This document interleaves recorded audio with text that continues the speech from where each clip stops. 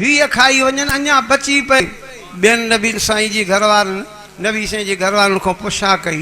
ॾे त ख़बर बरकत इहा कीअं थी पई 5 जी जाइ ते 10 था खाई वञनि ऐं 20 10 जी जाइ ते 20 था खाइनि चवण लॻी ॻाल्हि ॿुधो मां अटो ॻोहींदी आहियां मां मानी पचाईंदी आहियां त सूरत इन्ना अताना कल कौसर पढ़ंदी रहंदी आहियां इन जे करे अल्लाह साईं बरकत ॾींदो आहे त 5 जी जाइ ते 10 खाईंदा आहिनि। हाणे बरकत पए जॾहिं ज़िक्र थिए न चई आहे मुंहिंजी भेण थी जेका ज़िक्र नथी करे चए बाक़ी 10 दीनार बचा आहिनि इहे वरी कंहिंखे ॾियां चई मुंहिंजे धीअ खे ॾे अड़े शैतान तुंहिंजी धीअ वरी कहिड़ी आहे चए जेका मथो उघाड़ो करे बाज़ार में घुमंदी आहे पर्दो न करे मुंहुं उघाड़ो करे घुमे इहा मुंहिंजी धीअ थी 10 दीनार इन्ही खे ॾे ॿेली शैतानी कमनि खां बचो तॾहिं अल्लाह साईं मानवान सां बि इहा ॻाल्हि बि ॻाल्हाई खुदा जो क़ुरान चए थो या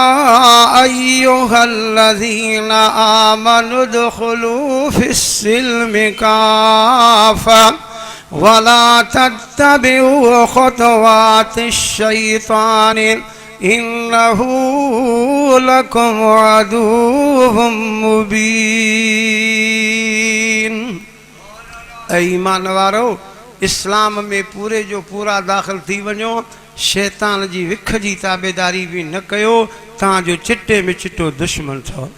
उहे कम कयो जंहिंमें अल्लाह ऐं अल्लाह जो रसूल बि राज़ी थिए उहे कम न कयो अबा जंहिंखां अल्लाह ऐं अल्लाह जो रसूल नाराज़ थिएव। अथव अहिड़ा कम नबी साईं सल्लल्लाहु अलैहि वसल्लम मदीने शरीफ़ में इशा जी निमाज़ सुम्हण जी निमाज़ पढ़ाई निमाज़ पढ़ाए करे साईं जन फरमाइनि था ॻाल्हि ॿुधो सुभाणे मां मुहम्मद जी तयारी आहे त मां मके वेंदुमि उमरो कंदुमि जेको बि मां मुहम्मद सां गॾु हलंदो काबे जो तवाफ़ कंदो अल्लाह उन जो तवाफ़ क़बूल करे छॾींदो जेको सफ़ा मरवा में मां मुहम्मद सां गॾु डोड़ींदो अल्लाह उन जो डोड़ण बि क़बूल कंदो। सुभाणे जेको बि हले तयारी करे साहबा किराम सॼी राति ख़ुशी में माता न पे तयारनि में त नबी साईं सां गॾु उमिरे ते वञो सुबुह जो आया त सभु इहराम ॿधी करे आया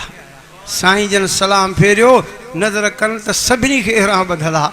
सभई हलंदव चइसि असां सभु हलंदासीं अहिड़ो मौक़ो वरी मिले अलाए न मिले